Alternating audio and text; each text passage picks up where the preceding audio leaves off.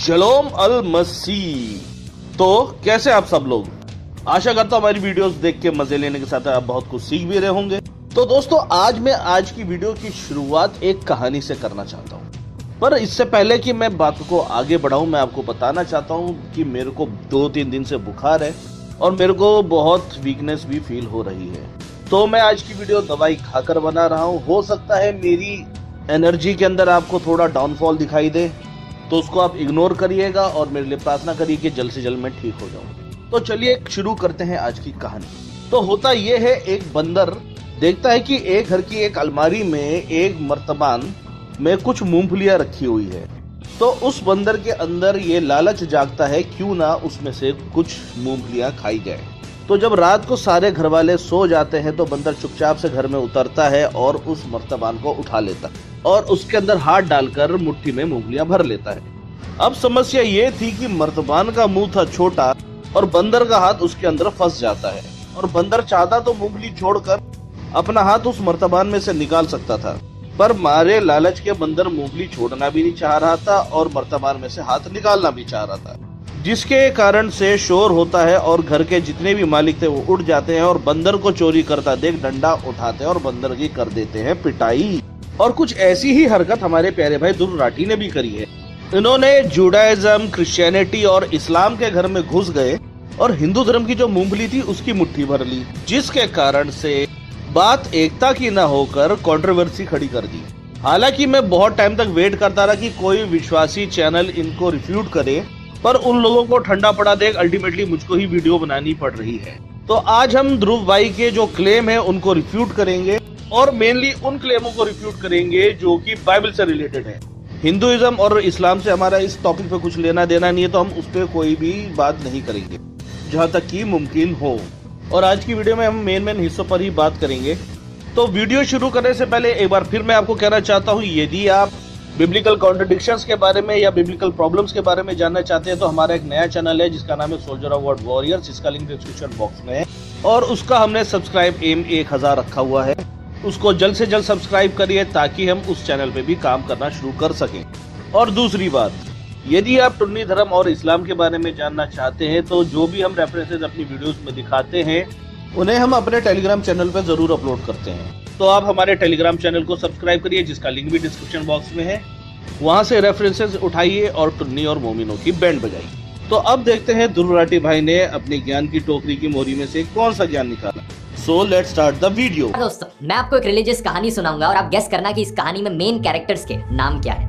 ये कहानी है एक ऐसे आदमी की जिसके नाम के आखिरी 2 लेटर्स हैं ए और एम। इस आदमी की एक वाइफ थी जिसका नाम शुरू होता था एस से। इन दोनों हस्बैंड वाइफ को अपने शहर से बाहर निकाला जाता है और ये दूर दक्षिण की दिशा में ट्रैवल करते हैं। इनके साथ इस आदमी का एक रिलेटिव भी ट्रैवल कर रहा है जिसका नाम शुरू होता है एल से। अपने सफर में जब ये जा रहे होते हैं तो किसी दूर के राज्य का एक राजा इन औरत को अपने साथ ले जाता है और इस राजा के नाम का आखिरी लेटर है एन। कहानी में और बहुत सी चीजें होती है, लेकिन शॉर्ट में कहा जाए तो ये औरत रिहा हो जाती है, बचकर निकल जाती है उस राजा की कैद से और ये आदमी और औरत वापस लौटते हैं। अब क्या यहाँ पर आप फिल इन द ब्लैंक्स कर सकते हो? वीडियो को पॉज करके सोच सकते हो 2 सेकंड। आप कहोगे तो बड़ा आसान है, ये रामायण की कहानी है जिसमें कैरेक्टर्स है राम, सीता, लक्ष्मण और रावण। लेकिन कैसा लगेगा सुनकर अगर मैं कहूँ यही फिल इन द ब्लैंक्स एक और कहानी में फिट बैठते हैं जहाँ पर हमारे कैरेक्टर्स हैं एब्राहम, सारा, लॉट और फिरौन।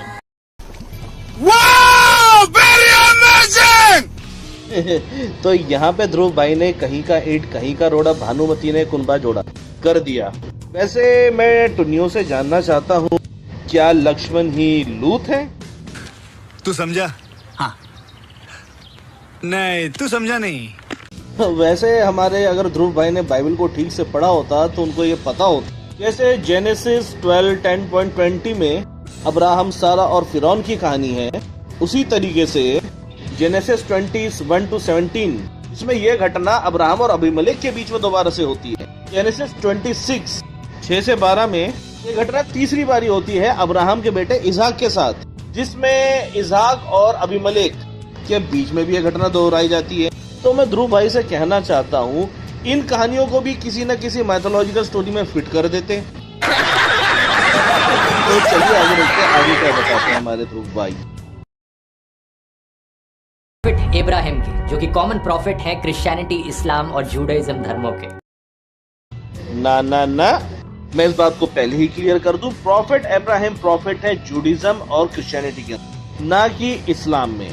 ये बात सही है कि प्रॉफेट अब्राहम के एक बेटे इस्माइल भी था, पर प्रॉमिस चाइल्ड अब्राहम और सारा का बेटा इसहाक था, जिसके कारण जूडिज्म और क्रिश्चियनिटी एक प्लेटफॉर्म पे आते हैं। जूडिज्म अब्राहम के बेटे इसहाक के जनरेशन में से निकलते हैं और क्रिश्चियनिटी अब्राहम के विश्वास योग्य होने के कारण से विश्वास की संतानों के कारण होते हैं।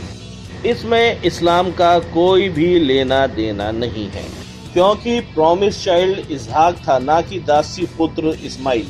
तो इस पॉइंट को क्लियर करते हुए आगे चलते हैं। आगे हमारे ध्रुव भाई ने क्या कहा। अब हम आते हैं एब्राम पर। एक फेमस कथा है एब्राम की, जब उन्होंने आइडल्स को तोड़ा था, पुतलों को तोड़ा था। इस कथा को हिब्रू बाइबल में नहीं मेंशन किया गया, लेकिन मिद्राश जेनेसिस रबा चैप्टर 38 में मेंशन्ड है। मिद्राश बेसिकली बाइबल पर कमेंट्री है जूइश रेबाई के द्वारा। यही कथा हमें कुरान के चैप्टर 21 आयत 51 to 70 में भी मिलेगी, थोड़े बहुत डिफरेंसेस के साथ। बेसिक कहानी कुछ ऐसी है कि ये बात उस समय की है जब लोग मूर्तियों की पूजा किया करते थे। एब्राम के पिता तेरा खुद मूर्तियां बनाने वाले एक आदमी थे, मूर्तियों की पूजा करते थे। एक समय की बात है कि एब्राम के पिता कहीं दूर किसी ट्रिप पर गए किसी काम से, और एब्राम को अपनी दुकान का इंचार्ज बनाकर छोड़ गए। एक आदमी उस दुकान पर आता है एक मूर्ति को खरीदने। एब्राम पूछता है कि आपकी एज क्या है? वो आदमी कहता है 50 साल। और एब्राम कहते हैं कि 50 साल मतलब 50 साल के होकर तुम इस मूर्ति की पूजा कर रहे हो जो 1 साल की भी नहीं है। ये सुनकर वो आदमी बड़ा एम्बैरेस्ड फील होता है और दुकान से चले जाता है। एक दूसरी ओकेजन पर जब सारे लोग वहां मौजूद नहीं थे, एब्राम एक डंडा उठाते हैं और सारी मूर्तियों को तोड़ देते हैं, और फिर वो उस डंडे को ले जाकर सबसे बड़ी मूर्ति के हाथों में रख देते हैं। जब लोग वापस लौटते हैं तो वो बड़े शॉक हो जाते हैं। कोई कहता है कि ये तो एब्राम ने किया होगा, क्योंकि वो हमेशा मूर्तियों के अगेंस्ट बोलता था। उनसे पूछा जाता है कि ये क्यों किया, तो एब्राम जवाब देते हैं कि ये सारी मूर्तियां एक्चुअली में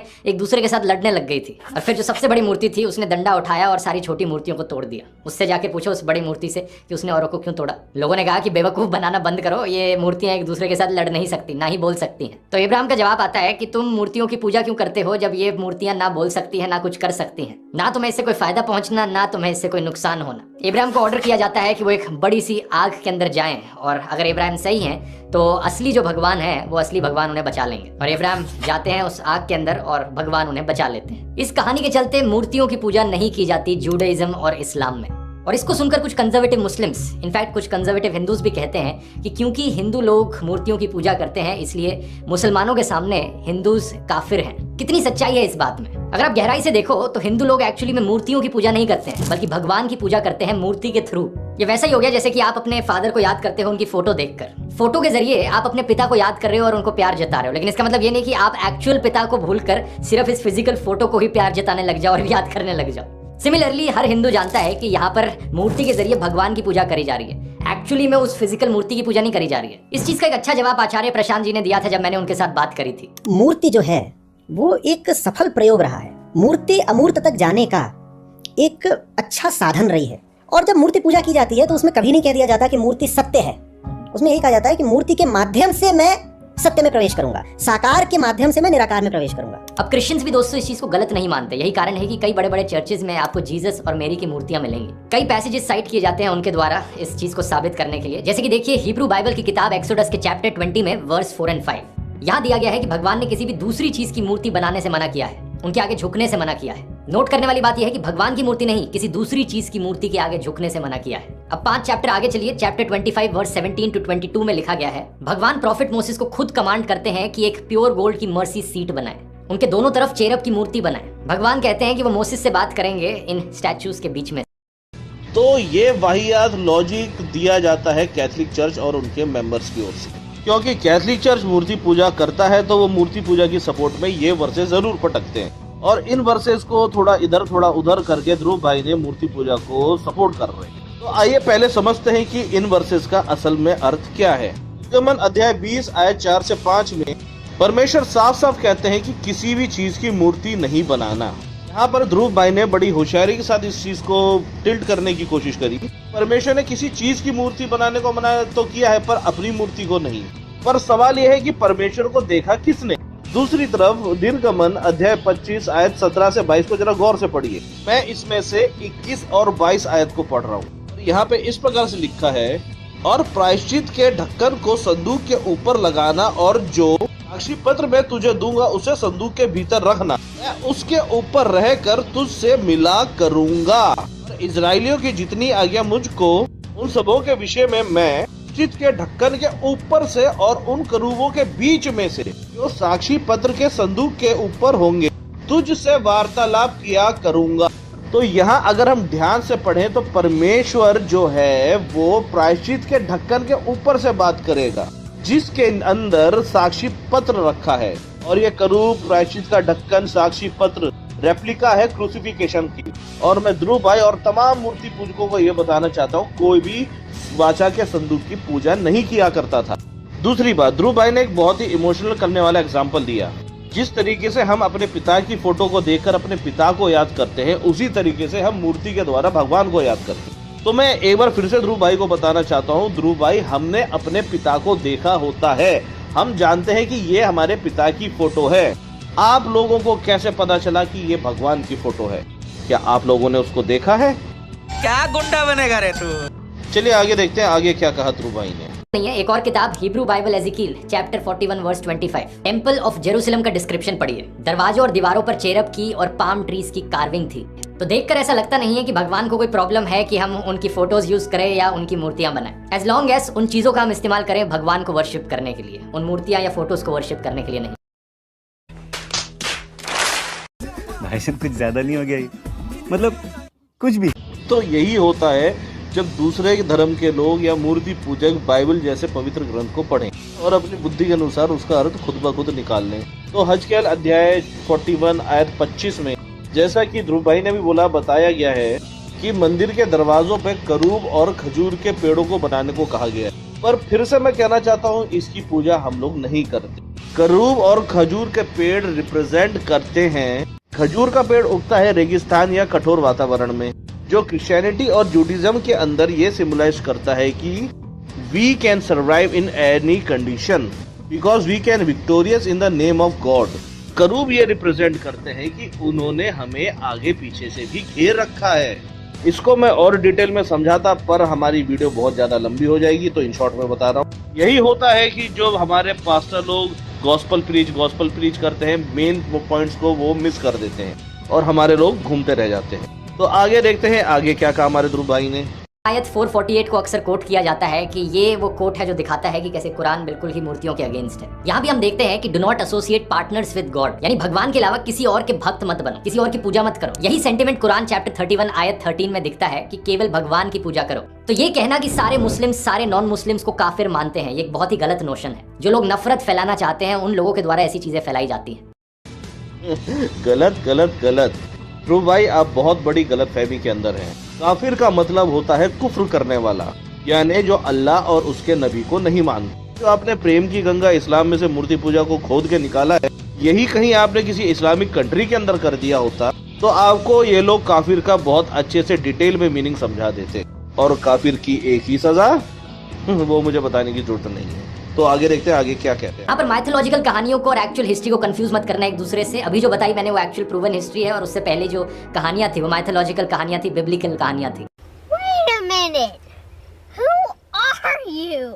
तो यहाँ पे ध्रुव भाई का कहना है कि एडम से लेकर नोहा तक की जितनी कहानी है वो बिब्लिकली माइथोलॉजिकल है। एक्चुअली मैंने उस चीज को अपनी वीडियो में से काट दिया था, क्योंकि ध्रुव भाई बहुत सारी सभ्यताओं में ये कहानी हुई करते करते आए, और एंड आते आते एकता की बात करने वाले ध्रुव भाई बिब्लिकल इंसिडेंट्स को माइथोलॉजिकल बताने लग गए। तो मैं ध्रुव भाई को ये बताना चाहता हूँ, भाई मेरे, बाइबल की जब पढ़ाई करी जाती है उसे कहा जाता है थियोलॉजी, और जब आपकी किताबों की पढ़ाई करी जाती है उसे कहा जाता है माइथोलॉजी। और जिस इस्लाम की हिस्ट्री को आप प्रूवन कह रहे हो, अभी तो उस पर भी बहुत सारे सवाल उठे हुए हैं। और वैसे मैं ये बता दूं कि जो आपकी महाभारत एक इपिक स्टोरी है, वो भी एक माइथोलॉजिकल स्टोरी है, जिसका कोई भी एविडेंस आज तक ठीक से मिला नहीं है। इनफैक्ट श्री कृष्ण का भी कोई पुख्ता एविडेंस आज तक नहीं मिला है। खैर हमारा ये टॉपिक है नहीं, तो चलते हैं आगे। हिंदू धर्म में इवन दो हमें अलग अलग प्रकार के भगवान के रूप देखने को मिलते हैं, भगवान के अलग अलग अवतार से देखने को मिलते हैं, लेकिन भगवत गीता के चैप्टर 10 में मेंशन किया गया है, भगवान कृष्ण कह रहे हैं, मैंने सब कुछ बनाया है, सभी प्राणियों का बीज मैं हूँ, सभी प्राणियों के दिल में बसता हूँ। मैं विष्णु, मैं सूर्य, मैं चंद्र, मैं सामवेद, मैं इंद्र, मैं मस्तिष्क, मैं ही चेतना हूँ। मैं शंकर, मैं कुबेर, मैं अग्नि, मैं मेरु, मैं बृहस्पति, मैं कार्तिकेय, मैं महासागर, मैं भृगु ऋषि, मैं ओम, मैं हिमालय, मैं पीपल का पेड़, मैं कामधेनु, मैं कामदेव, मैं वरुण, मैं यमराज, मैं पवन हूँ, राम हूँ, गंगा हूँ, मैं अंतहीन समय, मैं ब्रह्मा। बस भाई आप दो चीजें और भूल गए, वो मैं इंक्लूड करके बता देता हूँ। गीता 10:28 के अनुसार श्री कृष्ण सरपेंट है, और गीता 18:61 के अनुसार भरमाने वाले भी हैं। समझ रहे हो? समझ रहे हो आप? समझ रहे हो ना?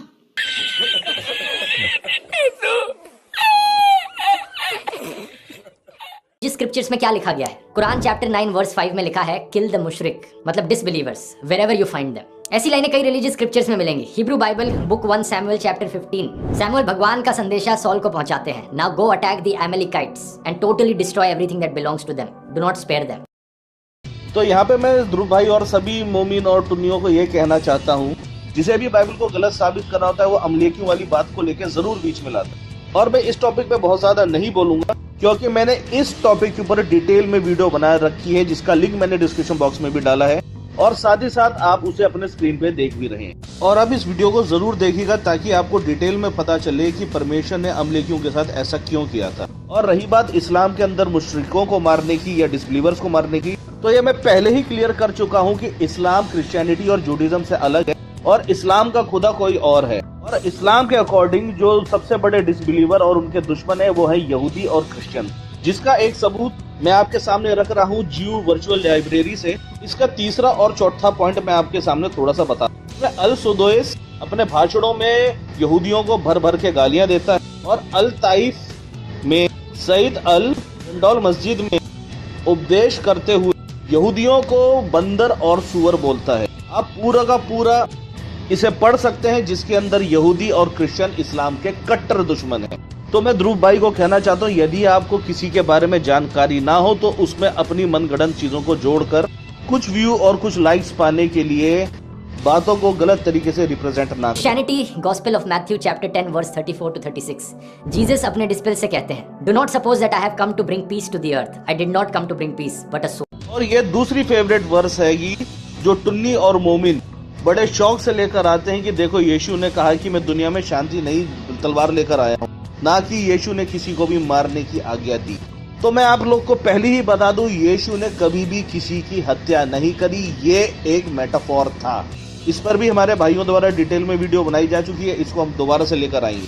अब आगे देखते हैं हमारे ध्रुव भाई ने आगे कौन सा ज्ञान दिया। गीता चैप्टर 2 श्लोक 31 to 38, भगवान कृष्ण अर्जुन से कहते हैं, happy are the kshatriyas the warriors to whom such fighting opportunities come unsought, opening for them the doors of the heavenly planets। ऐसी कॉल्स फॉर वायलेंस आपको ऑलमोस्ट हर रिलीजियस स्क्रिप्चर में मिलेंगी। अगर मैं इन सबको एक्सप्लेन करने बैठ गया तो बहुत लंबा वीडियो बन सकता है, लेकिन शॉर्ट में बताऊं तो ये सारी स्क्रिप्चर्स की जो लाइनें हैं ये बहुत हेविली कंटेक्चुअल हैं। कॉन्टेक्स्ट के बाहर अगर आप इसे पढ़ोगे तो आपको लगेगा बात तो सही है कि ये सारे वायलेंस को प्रमोट कर रहे हैं, लेकिन कॉन्टेक्स्ट के साथ देखोगे तो आपको समझ में आएगा कि किस कॉन्टेक्स्ट में बात करी जा रही है। अरे नहीं ध्रुव भाई, ऐसे कैसे?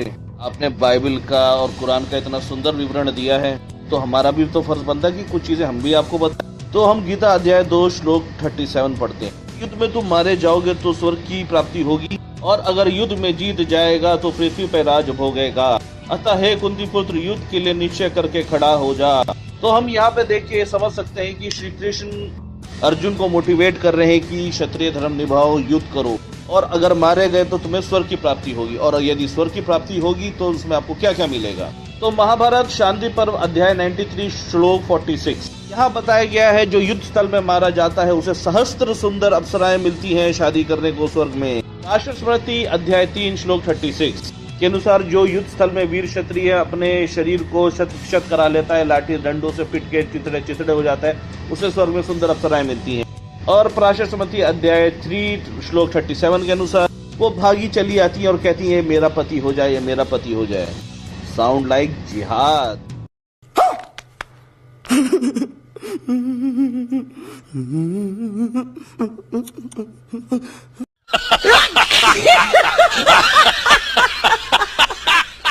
फॉर एग्जाम्पल जब भगवान कृष्ण अर्जुन को ये कहते हैं तो वो ये कहते हैं जब महाभारत का युद्ध चल रहा था, जब प्रॉफिट मोहम्मद अपने फॉलोअर्स से ये कहते हैं, ये बात करी जा रही है कुरैश ट्राइब के साथ लड़ाई के कॉन्टेक्स्ट में। सेम चीज एप्लीकेबल है सैमुअल के केस में भी, और जीसस की जो लाइन है यहाँ पर उसका एक मेटाफोरिकल मीनिंग है। एक्चुअली में किसी भी स्क्रिप्चर में ये नहीं कहा गया है कि जाकर बेगुनाह लोगों को मारना शुरू कर दो। बस ये अलग बात है कि हर धर्म में जो कट्टर लोग हैं, आतंकवादी हैं, वो जानबूझकर इन रिलीजियस स्क्रिप्चर्स को मिस इंटरप्रेट करते हैं, इनको तोड़ मरोड़ के इस तरीके से पेश करते हैं कि लोग वायलेंस करने को प्रभावित हो जाएं, लोग के अंदर नफरत फैले।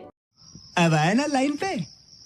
हैं जैसे कि आतंकवादी ओसामा बिन लादेन, जो लोगों का ब्रेन वॉश करते हैं ये कहकर कि इस्लाम में मारना सिखाया जाता है। सिमिलरली हिंदू धर्म को अगर आप सही स्कॉलर से सीखोगे तो आप प्यार और मोहब्बत की बातें सीखोगे, लेकिन अगर कट्टर लोगों की बातों में आए तो वो इन्हीं गीता के श्लोक्स को ऐसे तोड़ मरोड़ के पेश करेंगे कि आप हथियार उठाने पर मजबूर हो जाओ। कहीं नहीं लिखा हुआ है धर्म हिंसा तथैवच, और इससे आपके रोंगटे भी खड़े हो जाने चाहिए कि ये कौन सी सेंट्रलाइज्ड कॉन्स्पिरेसी यूनिट है जो इतनी बड़ी बड़ी साजिशें करती है कि जो बात धर्म ग्रंथ में लिखी भी नहीं हुई है उसको संस्कृत में लिख करके उसको चारों तरफ व्हाट्सएप से और दूसरे जरियों से फैला देती है। और यहाँ पे मैं ध्रुव भाई के बिल्कुल साथ हूँ। ये बात बिल्कुल सही है कि कहीं नहीं लिखा है कि धर्म हिंसा तथैवच है। मैंने बहुत ढूंढा कि शायद ये श्लोक कहीं मिल जाए, और बहुत से टुन्नियों से भी कहा कि जिस चीज को तुम पब्लिक कर रहे हो उसका रेफरेंस तो दो, पर ना टुन्नियों में से किसी के पास से इसका जवाब आया और ना मुझको मिला। तो आप लोग ये बिल्कुल समझ गए होंगे ये कौन लोग हैं जो प्रोपेगेंडा फैला के लड़ाने की कोशिश कर रहे हैं। और आगे देखते हैं ध्रुव भाई ने और क्या कहा। बात करते हैं दोस्तों इब्राहिम की चौथी कहानी की, जिसकी बात मैंने वीडियो के शुरू में करी थी। वही कहानी जो सुनने में बुनियादी तौर पर रामायण से काफी सिमिलर थी, लेकिन एक्चुअली में डिटेल्स में जाओगे तो इतनी सिमिलर नहीं है। वो बस कोइंसिडेंस की बात है कि इतनी सिमिलैरिटीज थी। इस कहानी में भगवान इब्राहिम को कहते हैं कि वो अपना घर छोड़कर एक ऐसी जगह की खोज में निकले जो भगवान उनको दिखाने वाले हैं। तो इब्राहिम, उनकी पत्नी साराई और साथ में उनका नेफ्यू लॉट वहां से निकल पड़ते हैं। यही चांस की बात थी कि इब्राहिम राम से काफी सिमिलर, साराई सीता से और लॉट लक्ष्मण से। ये कई जगह जाते हैं और फाइनली इजिप्ट की तरफ रास्ता मोड़ लेते हैं एक फेमाइन को एस्केप करने के लिए। जैसे ही ये इजिप्ट एंटर करने वाले होते हैं, इब्राहिम अपनी वाइफ से कहते हैं, मुझे पता है कि तुम कितनी सुंदर औरत हो। जब इजिप्शियंस तुम्हें देखेंगे तो वो देखकर कहेंगे कि ये तो इसकी पत्नी है और वो मुझे मार डालेंगे, लेकिन तुम्हें जिंदा रहने देंगे। लेकिन अगर हम कहें कि तुम मेरी वाइफ नहीं बल्कि मेरी सिस्टर हो तो मुझे भी अच्छे से ट्रीट करेंगे वो, और मेरी जिंदगी भी बच जाएगी। इजिप्ट में जो उस समय राजा होता था उसे फारो कहते थे। फारो के ऑफिशियल साराई को देखते हैं, उसकी तारीफ करते हैं और अपने पैलेस में लेकर जाते हैं। क्योंकि इब्राहिम ने कहा कि वो उसका भाई था तो इब्राहिम को भी अच्छी सी ट्रीटमेंट मिलती है और इब्राहिम को कई शीप, कैटल, डोंकीज, सर्वेंट्स दिए जाते हैं, कैमल्स दिए जाते हैं। लेकिन अचानक से फैरो के घर पे बहुत सारी सीरियस बीमारियां आ जाती हैं। तो फैरो एकदम से इब्राहिम को बुलाते हैं कि तुमने मेरे साथ क्या किया है? तुमने बताया क्यों नहीं कि ये तुम्हारी वाइफ थी? तुमने ये क्यों कहा कि ये सिस्टर थी? मैंने तो इसे अपनी वाइफ बना लिया था, लेकिन अब लो तुम अपनी वाइफ और वापस जाओ। तो फैरो के ऑर्डर्स पर इब्राहिम, उनकी वाइफ और उनके पास जो भी कुछ था उस सबको बाहर भेज दिया जाता है इजिप्ट से। इसके बाद इब्राहिम नेगेव और बेथेल जाते हैं और इब्राहिम और लॉट के जो शेपर्ड्स थे इस समय पर वो एक दूसरे से लड़ना शुरू कर देते हैं। तो इब्राहिम और लॉट दोनों अपने दूसरे रास्ते निकल जाते हैं। इब्राहिम इस समय पर कनान की जमीन पर रहते हैं। इब्राहिम और साराई का कोई बच्चा नहीं हुआ था। साराई ने इब्राहिम को अपनी एक स्लेव वुमेन हागार दे दी और यहाँ बच्चे का जन्म होता है जिसका नाम इस्माइल रखा जाता है। भगवान एक एग्रीमेंट करते हैं इब्राहिम के साथ कि इब्राहिम बहुत से अलग अलग देशों के फादर रहेंगे। इसी के चलते भगवान इब्राहिम को रीनेम कर देते हैं और इनका नाम इब्राहिम रख देते हैं। यही कारण है दोस्तों कि अभी तक मैं इब्राहिम को इब्राहिम करके पुकार रहा था, क्योंकि इसी कहानी के बाद इब्राहिम का नाम इब्राहिम रखा जाता है और साराई का नाम सारा रख दिया जाता है। भगवान प्रॉमिस करते हैं इब्राहिम को ये सारी जमीन कनान की, और कनान की डिस्क्रिप्शन एग्जैक्टली क्या है? ये वो जगह है जो इजिप्ट की वादी से यूफ्रेटिस नदी तक जाती है, यानी कि आज के दिन का Israel, West Bank, Gaza, Jordan और सीरिया और लेबनान का कुछ सदर्न एरिया, इस सब जमीन में आता है। ये सारा इस जमीन का हिस्सा माना जाता है। एक्चुअल हिस्ट्री से इसका क्या कनेक्शन है? जब इजराइल में जायनिस्ट मूवमेंट की शुरुआत हुई तो जायनिस्ट लोगों ने कहा कि भगवान ने जो प्रॉमिस करी थी जमीन, ये हम ज्यूज के लिए प्रॉमिस करी थी। तो जब ज्यूज को प्रोसिक्यूट किया गया यूरोप में सेंचुरीज के लिए, उसके बाद वो यहाँ मूव हुए साल 1900 में। कहानी में आगे चले तो भगवान प्रॉमिस करते हैं सारा को एक बेटा देंगे और फिर जन्म होता है आइजैक का। इस समय जो इस्माइल बच्चा था उसका एटीट्यूड सही नहीं था, तो सारा इब्राहिम को कहती हैं कि इसे दूर भेज दिया जाए। इब्राहिम हेजिटेट करते हैं कि भेजना चाहिए दूर या नहीं भेजना चाहिए अपने बेटे को, लेकिन भगवान से पूछते हैं तो भगवान कहते हैं कि दूर भेज दो। जो स्लेव औरत थी हगार, वो अपने बेटे इस्माइल के साथ निकल पड़ती हैं दूर रेगिस्तान में। भगवान उनके लिए पानी अरेंज करते हैं और प्रॉमिस करते हैं हगार को कि उनका बेटा भी एक दिन एक बड़ा ग्रेट नेशन बनाएगा। अब ज्यूज और क्रिश्चियंस मानते हैं कि वो एक्चुअली में डिसेंडेंट्स हैं आइजैक के, और मुस्लिम्स मानते हैं कि वो डिसेंडेंट्स हैं इस्माइल के। ये वो पॉइंट है, ये वो कहानी है जहाँ से ये इब्राहिमिक रिलीजन्स एक दूसरे से अलग हो जाते हैं। यहूदी लोग, जूइश लोग मानते हैं कि आइजैक का एक बेटा हुआ था जेकब नाम से, जिसे बाद में रीनेम किया गया और उसका नाम इजराइल रखा गया, और वो इजराइल एक्चुअली में एंसेस्टर था इजराइल की 12 ट्राइब्स का। इसलिए आज के दिन सारे जूइश लोग मानते हैं कि वो एक्चुअली में डिसेंडेंट्स हैं आइजैक के बेटे जेकब के। दूसरी तरफ क्रिश्चियनिटी में जीसस सबसे इंपॉर्टेंट प्रॉफिट बनते हैं। क्रिश्चियंस मानते हैं कि जीसस एक्चुअली में डिसेंडेंट है आइजैक के, और क्योंकि वो जीसस में मानते हैं तो वो अपने आप को एक स्पिरिचुअल डिसेंडेंट मानते हैं आइजैक का। तीसरा, मुस्लिम्स का मानना है कि इब्राहिम और इस्माइल ने साथ में मिलकर मेका में काबा बनाया, जो कि इस्लाम की मोस्ट सेक्रेड साइट है। इसलिए मुस्लिम्स अपनी स्पिरिचुअल लीनिएज ट्रेस बैक करते हैं इस्माइल को। तो ये थी कुछ बड़ी ही दिलचस्प कहानियां इन तीनों इब्राहिमिक रिलीजन्स की। तो यहाँ पर जब ध्रुव भाई को पूरी की पूरी कहानी ठीक से पता था तो इतना गोल घुमाकर करने की कोशिश क्या? ध्रुव भाई ये बताना चाहते थे क्रिश्चियनिटी नीचे है और इस्लाम और हिंदुइज्म ऊपर है, ध्रुव भाई ने अच्छी कोशिश करी, पर मुझे नहीं लगता कि इनकी इस बात को मोमिन और क्रिश्चियन और यहूदी लोग मानेंगे।